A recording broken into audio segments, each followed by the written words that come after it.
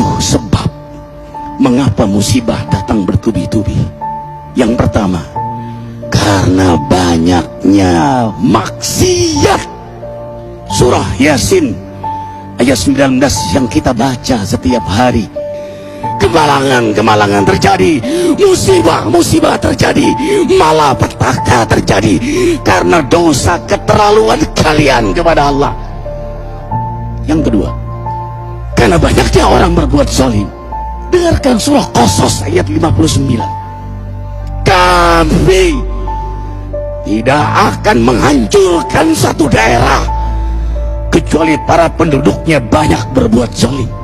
Anak durhaka pada orang tua, istri yang berani kepada suaminya, perampok, pembunuhan di mana-mana.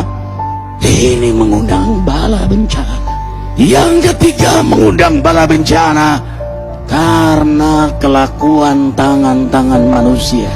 Ar-Rum 41. Telah tampak kerusakan di daratan dan lautan karena tangan-tangan jahil manusia, agar mereka merasakan akibat perbuatan mereka. Sebagian mereka merasakan akibat perbuatan mereka, agar mereka kembali kepada Allah. Yang keempat, bencana terjadi karena para tokoh melakukan kemaksiatan dan kezaliman. Dengarkan dengan iman, wahai penduduk Indonesia yang mulia, bila kami ingin menghancurkan suatu negeri, kami perintahkan para tokohnya untuk taat kepada Allah, tapi mereka maksiat, tapi mereka berbuat zalim, tapi mereka khianat kepadaku dan kepada makhlukku. Fahaqa alaihil qaul, maka haklah untuk mereka datang bala bencana seperti kaum Ad, kaum Samud, kaum Lut, kaum Nuh. Kami hancurkan sehancur-hancurnya. Siapa tokoh itu? Para pemimpin kita yang sumpah Al-Quran di kepalanya, demi Allah tidak korupsi, lalu korupsi. Siapa lagi? Hartawan, orang-orang kaya yang dengan harta berpoya-poya, sombong, maksiat dengan kekayaannya di tengah orang yang banyak menderita. Siapa lagi? Ulama yang menjual ayat-ayat Allah dengan murah. Subhanallah. Yang kelima, mengapa bala bencana terjadi?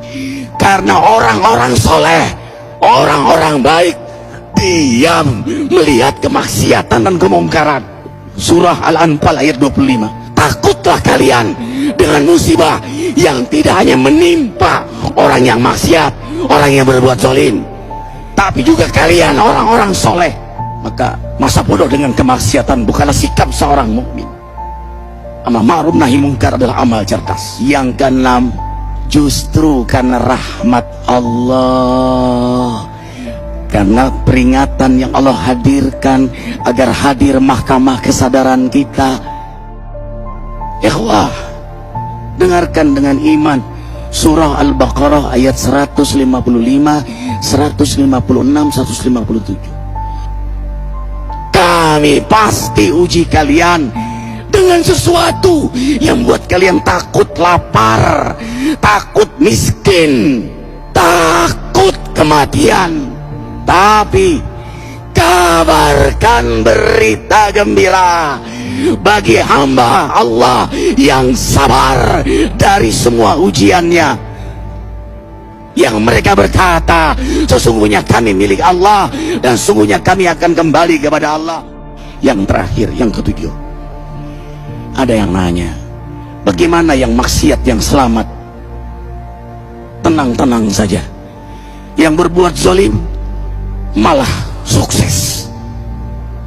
Di mana keadilannya? Allah Maha Adil. Dengarkan surah Hud ayat 15-16.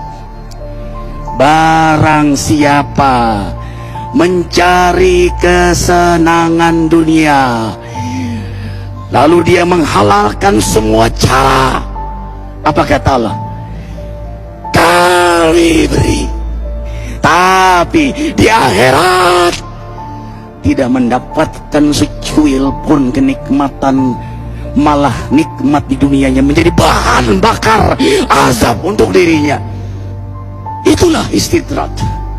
Lalu apa sikap kita sekarang?